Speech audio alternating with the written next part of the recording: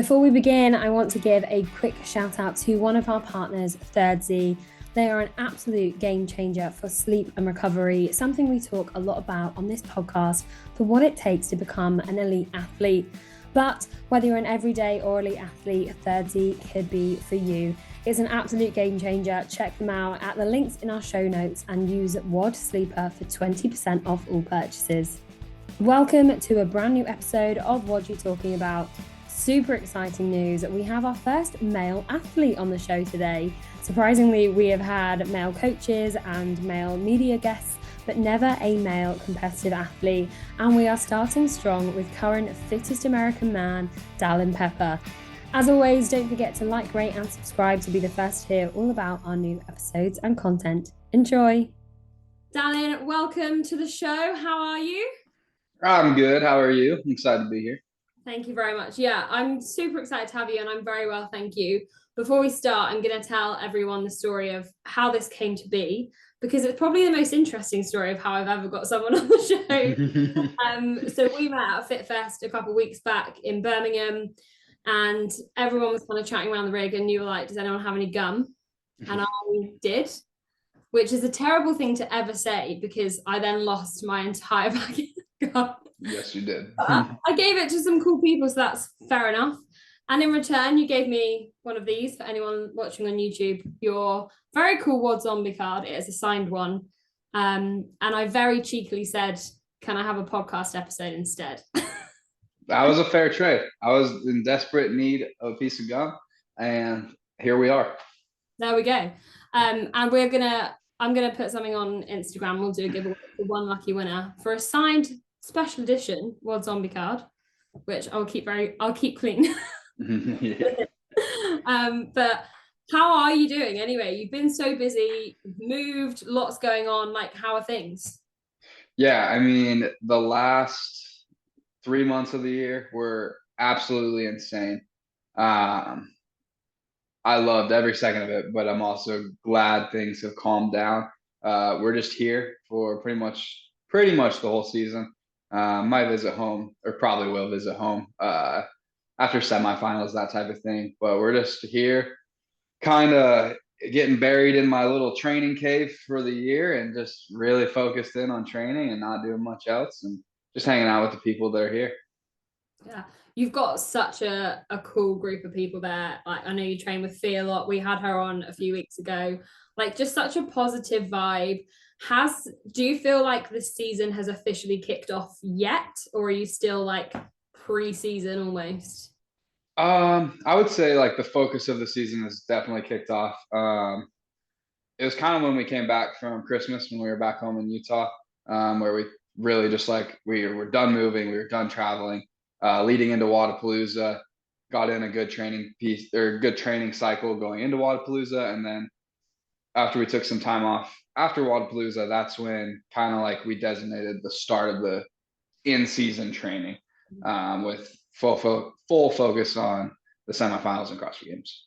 Amazing. So I love to ask people, because one, you were a teen athlete, so you've obviously had like a lot of experience in CrossFit, but just in general, I love finding out how people found CrossFit. So like, what was your journey into discovering this crazy sport?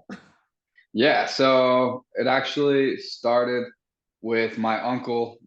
He showed my dad a CrossFit gym. He'd been going for a little bit. He's like, hey, you got to come try this out. My dad started going to the CrossFit gym. It was like 25 minutes away. He wanted my mom to start doing CrossFit with him. And that was just a bit of a far drive in the morning when me and all my siblings had to get ready for school. Needed help doing that, needed rides. So they started a little garage gym. We had a little detached garage. And so they started slowly getting equipment there. And my parents started working out there every morning. And they really wanted me to start lifting a little bit, just training a little bit, just to help with baseball, football, basketball, all the traditional sports. And thought it was pretty silly. So I was like, I'm just going to keep going to my practices with my team. That'll be enough. I thought it was silly. I was like, not going to work out for fun. Like, I'm already doing all this other stuff. And then it wasn't until, well, and then my dad tried to get me to watch the Froning documentary. Like, he's like, you got to watch this. This guy is awesome. He's so cool. The way he trains is crazy. So that came out just before the 2015 CrossFit Games. I finally watched it, and then all of a sudden 2015 CrossFit Games is broadcasting the very first teenage division with the 14, 15, 16, 17 year olds. And I remember watching some of those guys, and like specifically Angelo DeChico. Me and him are, I would say, pretty close at this point. So like he was who I saw win the very first CrossFit Games, and after I saw there was a teenage division, I was like, I want to do that. I want to go compete. I didn't realize I could compete in CrossFit. I didn't fully understand it when my parents were trying to get me to do it. And so I started CrossFit to compete in the teenage division, and then eventually the individuals, and here we are. Yeah, it's crazy to think like that first teen division, like competition, because it was something that like no one had ever seen before. Like when do you Mm-hmm. see like 15-year-olds lifting, not just lifting weights, but like lifting heavy weights? Had you, I know you played a lot of sport, but were you always quite competitive? Yeah, I mean, I wouldn't say like overly competitive in like every single little thing. Like I know, and I'm able to relax, and I think that's a strength. But anytime I'm put into a competitive situation, like it can be board games, um, like just the littlest things, especially when I was younger playing sports. I definitely always want to win anytime I'm in a competition. Mm. Yeah, there's a good way to be though. I just think anyone that goes into a sport like this, you're never going to get to this level without having that streak, right? Yeah, you need to be able to flip a switch. And then I think it's important to know when to be able to flip that switch off also, just to maintain that balance. And sometimes you just gotta relax a little bit and have some fun. So Absolutely. And playing other sports, did you think, like when you were, I don't know, 12, 13, when you first started getting into CrossFit, did you think that you were going to be an athlete of some kind when you were growing up? Like, was that I always mean, your plan? my dream, I was gonna be a two-sport athlete in college. I was gonna play for baseball and football. And then I was gonna continue my career with baseball playing in the MLB. Like that was the dream I had. So I've always wanted to be an athlete. I just didn't expect it to be exercising so much. Yeah. I don't think anyone ever dreamed. Nowadays, you get it. Like, people are Yeah. like, I want to be, but back then, it definitely wasn't a thing. But going into competing, are, are you the most successful teen athlete of all time? Am I right with that fact? I think you are. Um, so yeah, so Ty Jenkins actually won his third CrossFit Games in the teenage division this year. So we're the two athletes who have won three. I think it's hard to compare the female and male teen athletes where like Emma Lawson. I don't think Haley ever skipped a year of the teenage division. Olivia Kerstetter. All these guys are like actually ditching their year as a 17-year-old and competing individual. But if we're talking just gold medals, then yes, it would be me and Ty for three. So It's a pretty cool thing to say. And I love seeing the comparison between the teen and individual. And I really want to talk about that. But I'd love to know, like, going in to your first games, like you obviously said there, like you wanted to do it to compete, but like, were you set to win? Like, were you wanting to win from the get-go? just because I had like I set a pretty lofty goal. I watched the games in 2015. I was 13 at the time, so the next year was my first open that I could actually qualify for. So by the time at the 2015 games while I was watching from home, I was like, I want to be there in 2017. So I gave myself 2 years with absolutely zero CrossFit experience.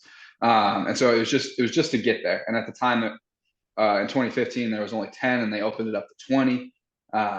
And so it was really just to get there and then see what I can do. But as the open went on, I took fifth in the open, and I was like, oh, this is great. Like this is awesome. And then in the age group qualifier for that was the first year they had it.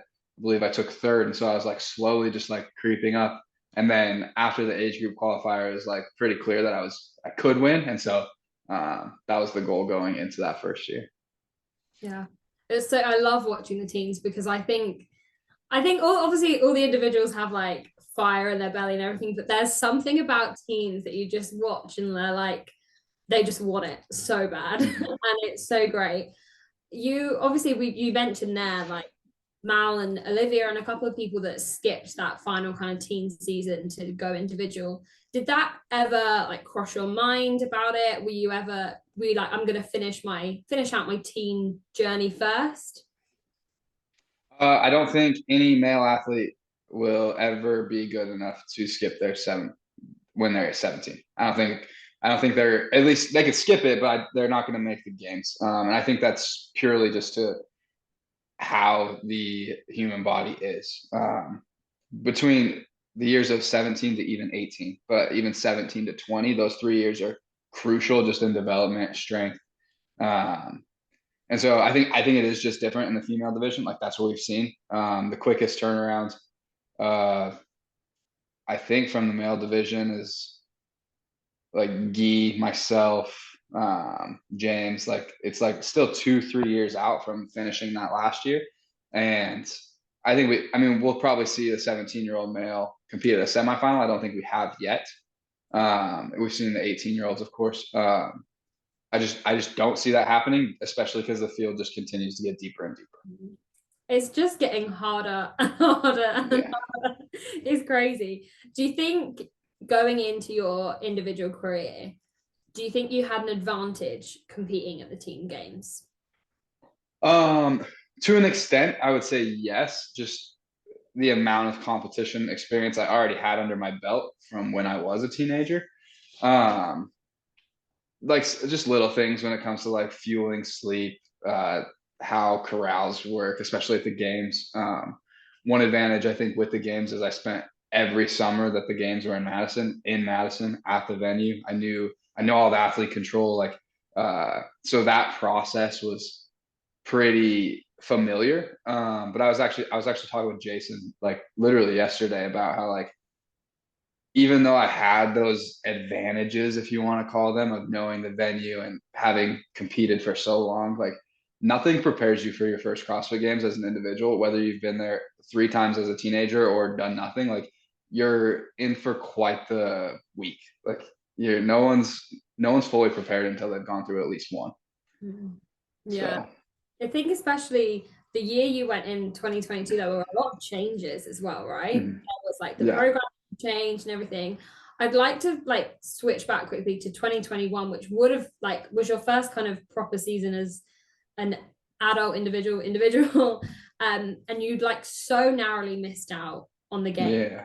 Sorry to bring it up.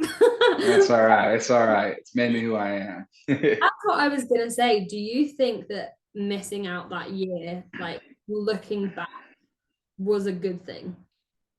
Yeah, I don't think I was necessarily cutting corners, but I hadn't really put the time in, that I feel like is needed to be at that level of competing at the CrossFit Games. There's a chance I could have gone on and done really well, or there's a chance I could have done even I'll say worse. Like my first year was fine. Like I could have done even worse in my eyes. And so I think, and I never really like as a teenager, I won almost every single competition I went to. Like there was only one that I didn't win. Like I had a lot of success. And so that was the first time really like missing out on a goal, showing up at a competition. And I think everyone needs to experience that. And it was really important for me to do that. And that actually continued to help. Just missing out also helped prompt that move to Naples, and like really helped us lock in when we all got down there. And I think it was really important. Yeah. It is funny, like I think it happens a lot with athletes that you'll see them like miss out. And like as I say, you were so close to like was it you were one spot out right from qualifying. Yeah, it was like 20 points or something. And it's like, but I think does it give you as well as these kind of written down list of things you need to work on, does it also give you like extra motivation that maybe wasn't there to be like, right, okay, this is how much I want it?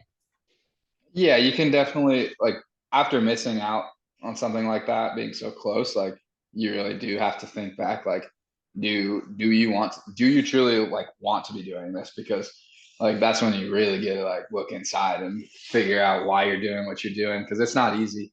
But you're definitely there's definitely times like in training where you have to draw on certain things, whether it's a bad event or a good event, a bad competition, good competition. Like it really depends on the day, and being able to pull from different baskets or buckets, whatever you want to say, inside your head can be super helpful. Yeah. And making that move then to Naples, like training with people that are working to the same goals, how does that change? Like, how does that change your life, I suppose? Because you're obviously putting in so much effort anyway, but does it all turn up a notch when you're then surrounded with people that are all going for the same thing? Yeah, it's such a cool environment, especially the way we did it, where no one was actually doing the same thing every day. All you know is each person that's in there um, is putting in like a ton of effort and focus every single day. And so it's like rising tides raise all ships kind of thing, where like if you're maybe having a bad day, you look across the room and there's four other people just grinding and suffering like whatever they're doing. Um, it's pretty easy to be like, hey, man, no time to feel sorry for yourself right now. You got four other people right here, and they're part of your team. Like it's an individual sport, but like they're rooting for you, you're rooting for them. And so to be able to just be in that environment where everyone's so like-minded and so focused all the time. But it was also a great mix of personalities where maybe some of us, I'll use me and James for example, because we talk about this all the time, but like we're completely different personalities, but we're able to pull from each other. Like I'm definitely more serious, and James is able to pull from that when he needs to, but James being his big goofy self, like sometimes I need to relax and not be so serious on myself. And I'm able to pull from that. And so it was a really good environment for those 2 years when we were down there. Yeah. When Brute was kind of moving, like I'm skipping forward, but you've obviously all just moved. Like, was there any doubt in you that you were going to move? Was it always like, no, if I've got to stay in this environment, this is what works for me? Yeah, I mean the environment's definitely changed. There's a different group down here, but the biggest thing for me is I'm going where Matt's going to go, because the attention to detail every single day where he's got eyes on me. I mean, we're constantly changing and adjusting things just because he's right there. Like it's happened the last 3 weeks. We've had an interval style workout where we've changed the reps in the middle of the workout every single week just to achieve the correct stimulus. Like there's no point in not hitting the stimulus that we're going for. And I couldn't do that at home. Like I could guess. I've been at it long enough. I could probably figure it out, but I want him to see it from the outside and not go based on my feelings towards the workout, because I know that could be a mess. Yeah. When I look at like people that program and coach themselves, I'm like, how do you do it? I would just program all the things I like. Exactly. And then you get the people that do that and they're like, well, I'm not going to program anything I like, and I'm going to overdo all of my weaknesses, and then they get hurt or make no progress. So, yeah, that's another topic. Absolutely, we could go off on that one. I mean, I'm not a coach or a programmer, so I won't comment too much. But Yeah, from what I know, but it works. It works arrow lowing, right? So there you go. It can work. for But sure. you said about, like, again, I'm going back and forth. But you're 2022. You said that nothing could prepare anyone for their first CrossFit Games as an individual. How was that experience for you? Tough. It was hard. It was a long weekend. Um, I came into it with like a little bit of a back thing, and by the second to last day or last day, I was really feeling it. I was very beat up. Um, it's tough when you have expectations for yourself and you're not meeting them. I wasn't in the spot where I wanted to be the last 2 days, and especially the final day, and where there's absolutely no chance I'm gonna end up where I want to be. You got to figure out how to fight for every spot that you can, because every spot does truly matter. Whether it's like just for yourself, showing yourself you can, but also like it's a professional sport and we're all trying to make money out there, and each spot's very important for that. But yeah, no one, I mean, we're going to see people that do have great success like their first year at the games. But if we look at how many rookies show up every year and how many exceed their own expectations, it's like pretty much zero. So it's always interesting to hear people talk about people that are coming up in the sport and that type of thing, and like the analysts and that type, those guys saying what it's like to compete at the CrossFit Games, even though they've never been there. It's always fun. Like I know, like they're absolutely doing their best, and they talk with us, and we have a good time chatting about it. But yeah, you don't know till you know. So Yeah, it's so right. And was there any part of you, and I know you of course had semi-finals experience, but was there any part that was like it was a shock to the system being up against these guys who had been at this level for a few years or had been to the games before as an individual? Was it a bit of like oh, actually these guys are way fitter than I ever experienced, like could have prepared for? so going back to West Coast is probably where the West Coast Classic, the semifinal in 2021, that's probably where I felt it the most. Where like at that point, I'd only really done teenage competitions, and like I was able to kind of sense where the people around me are. I can see the floor, and when I got out to West Coast, it felt like every event was just a blur. Like everyone's moving so fast, everyone's so fit, and this was a semifinal. So like making that jump was insane. And then I would say you definitely feel that in the final heat at the games.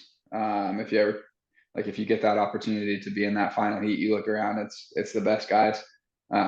You're gonna get an event, even if you're one of the top guys, that like you just can't understand how everyone around you is moving so much faster. And that's just how it is. It's part of the game. Mm.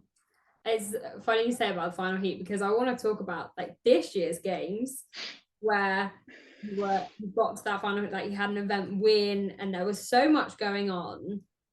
At which point do you then put pressure on yourself to be like, oh my gosh, I've got to go faster and harder than ever before? Like, is it when you get to that? Yeah, so I guess we'll talk final dates from both the CrossFit Games. Um, I wasn't in the spot that I wanted to be on either of them, but I showed up with a lot more fight this last year. I stayed focused through all 5 days, 4 days, whatever it was. I was ready for that type of thing. And I mean, I think I was going into the last day in 13th and ended up in fifth.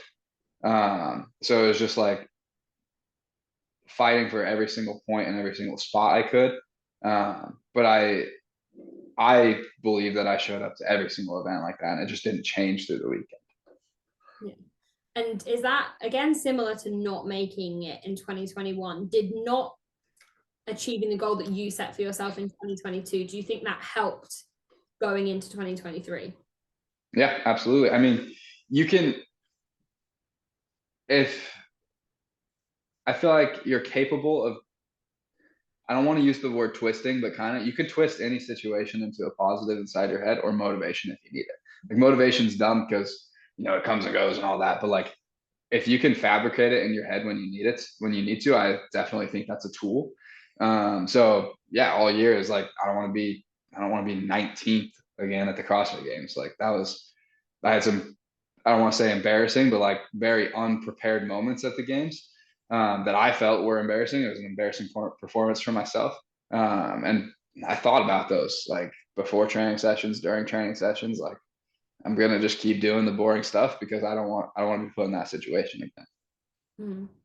And 2023 was such an interesting games because I think, as you say, like the leaderboard was so up and down all weekend in both like, and actually teams and like individual female and male. And like you said, you managed to climb that massively on the last day. But during the weekend, are you looking at the leaderboard? Are you like, right, I need to win this, I need to do this? Like, how much of it do you see other than the actual workouts? Yeah, I mean, I check it all the time. I want to know where I'm at, just to take it in, think about it for my 10, 15 minutes after the event, and then I let it go and move to the next one. Um, I know a lot of people don't like to look at the leaderboard at all. For me, it doesn't matter. I like to know. Um, but something I've learned, like if you're paying attention to who's where, disregarding like cut lines and such, but towards the top, like until you're 3 days deep into the competition, it means absolutely nothing. Mm-hmm. Like I've been watching like Savon's behind the scenes, and after each episode, it shows who's in what place.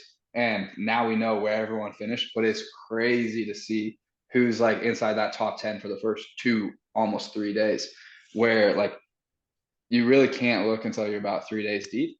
But I like to know, especially going into that final day and specifically the final event, I'm sitting in 8th place. I know I have to get Yon and BK. I need to beat both of them, and I need someone in between us. Like I knew that before the final event, and so I'm looking. Yon's next to me. BK's all the way down the floor, and I know the heats from the prior time. It's like as long as I beat that one and they don't, then I pass both of these guys. So it's you got to figure out what races you're in, because if I'm trying to go from 8th to 7th, 6th, 5th, like one of those spots, it doesn't matter what Adler's doing, unless I can middle him, of course.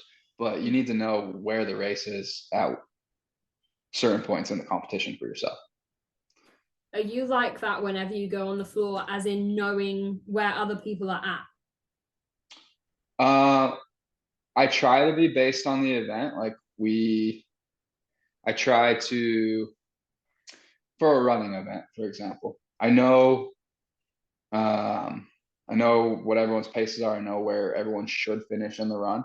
I know where I should be relative to other people in the run.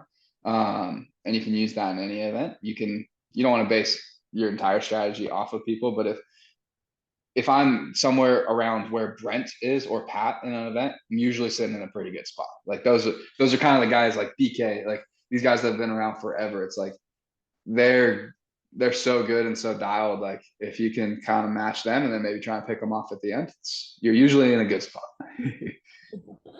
What was the goal going into 2023 games? Well, 2022 is top 10, and obviously I missed. So it was top 10, and anything above that was kind of a win. I assumed, I don't want to say assumed, I hoped, and my goal was to finish somewhere 6 through 10 was kind of where I thought I could end up this year. And so fifth, honestly, that was a win at the CrossFit Games for me for that year, that season. So it was good. And cherry on top, getting an event win? Absolutely. The last heat ever in the Coliseum. So cool to say that like that was your first event win, and it was like a proper CrossFit workout as well, right? Yeah, it wasn't like absolutely. A really high skill or anything like that. It was just go. For sure. And I had an echo bike. We love an echo bike. I mean, you do. Yeah. I don't know if I love it, but it seems to go well. So coming off the games, and it's funny, like you say, that you were expecting top 10, but maybe not top 5. And there was a lot of change that leaderboard the final day. Like coming off of the games, like finishing, how quickly do you then set your goals for the next year? I mean, I've got plans for the next 10 years. Like I know where I want to be at certain points. But it was very clear, like after finishing 5th, like we got to try and fight for a podium spot. And what's crazy is there's 10 guys trying to fight for a podium spot, and there's 10 guys that could finish in any order 1 through 10, and you wouldn't be surprised. Like we could take the top 10 from this year if you want to, or whatever the top 10 is next year, and flip it completely the other way. And it's like, oh, okay. Like it makes sense. So does it make it more fun having that competition?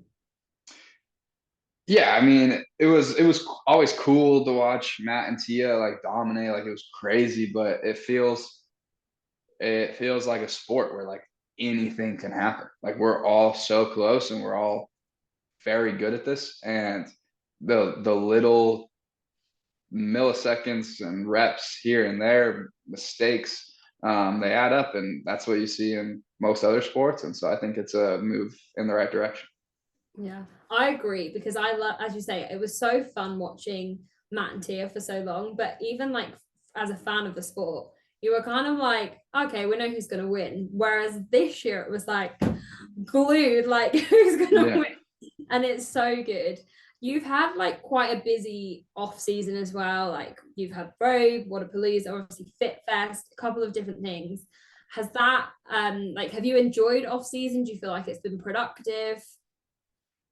Yeah, I think productive in a way that the season isn't, of course. Like I've gotten to travel, I've gotten to create like these relationships, go to these awesome places, meet people, relax, spend time with my wife, family, like, and get to do all these cool things that just doesn't happen during the season. And um, that's what the off season's for. Like if you're not taking advantage of those times, if you're, like I said, and if I was in my cave all year long, August to August, every single year, like just wouldn't be fun to get burnt out. And so I definitely enjoyed the off season, but I'm glad to be back.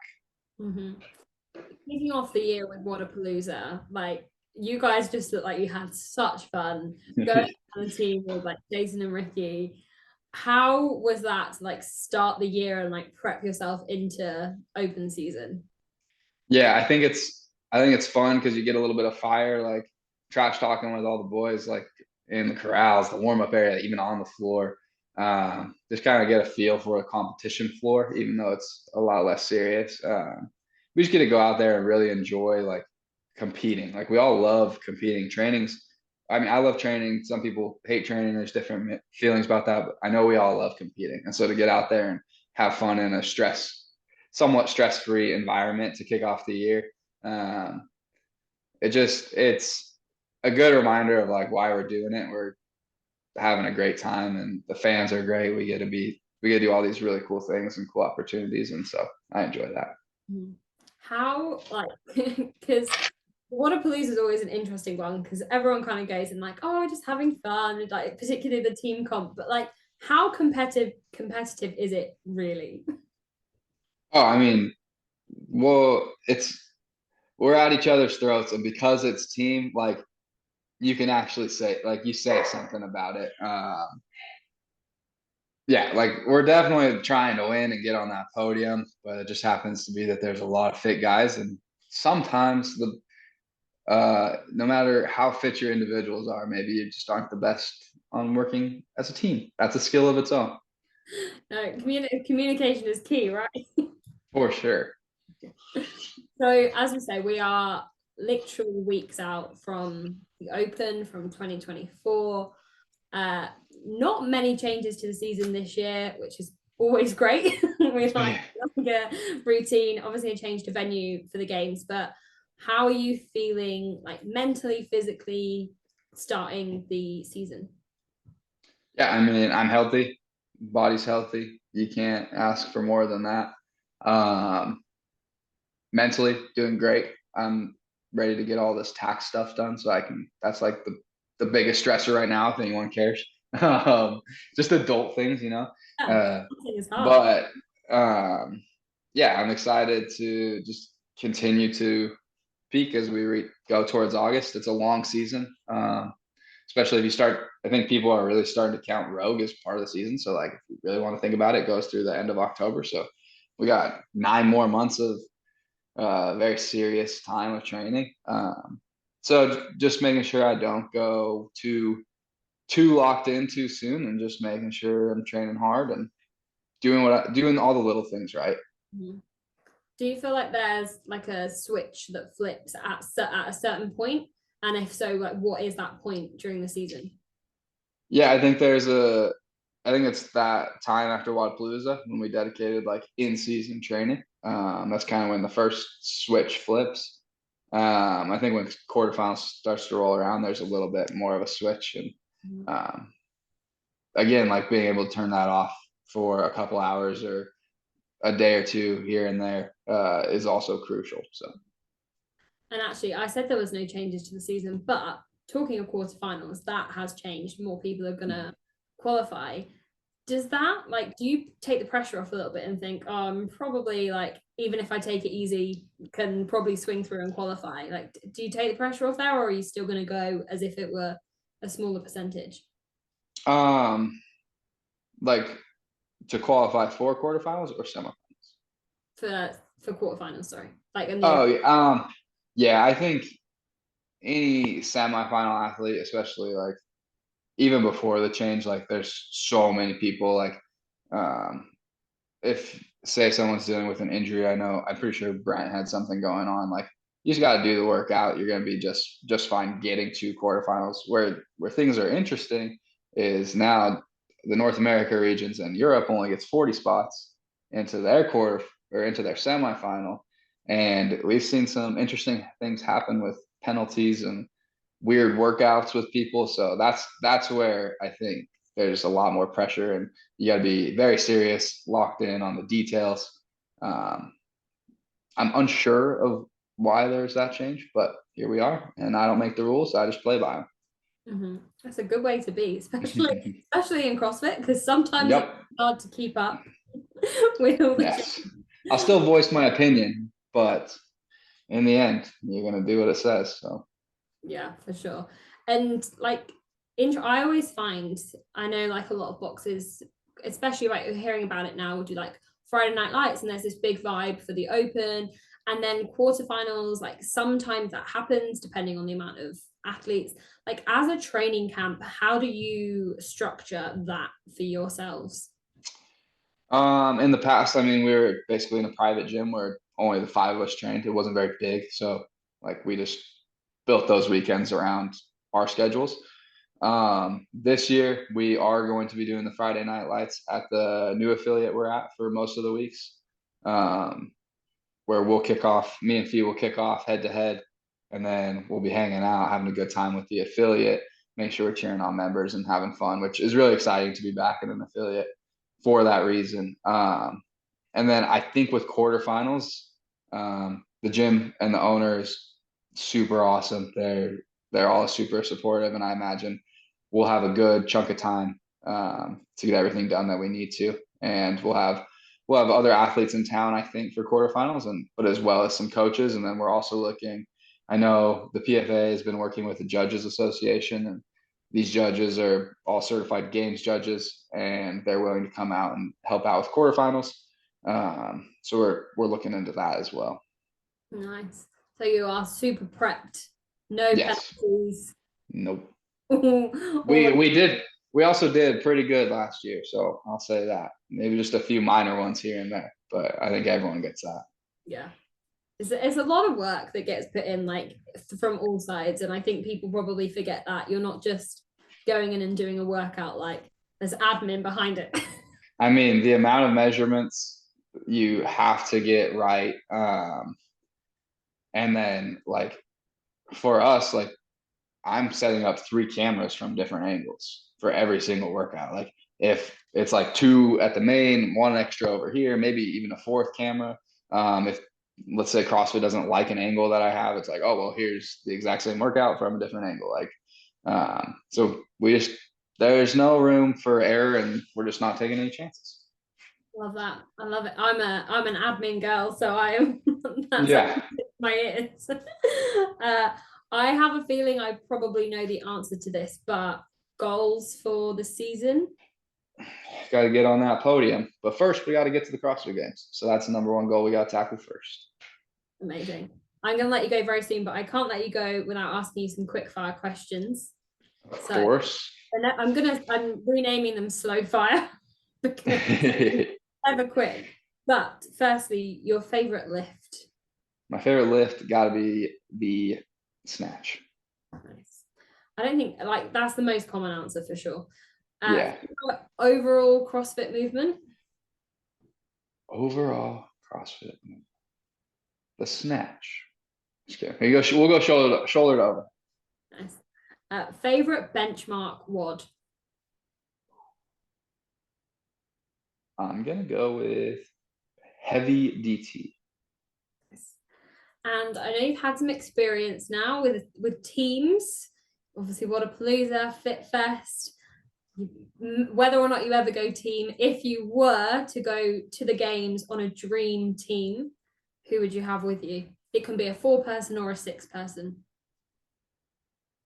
I'm gonna go 6-person and make it real easy. I'm taking my Fit Fest team back. Nice. Good answer. And obviously you won, so you know. Yeah, we had a good time. It was fun. It was great fun. Well, thank you so, so much. We are wishing you the best for the season.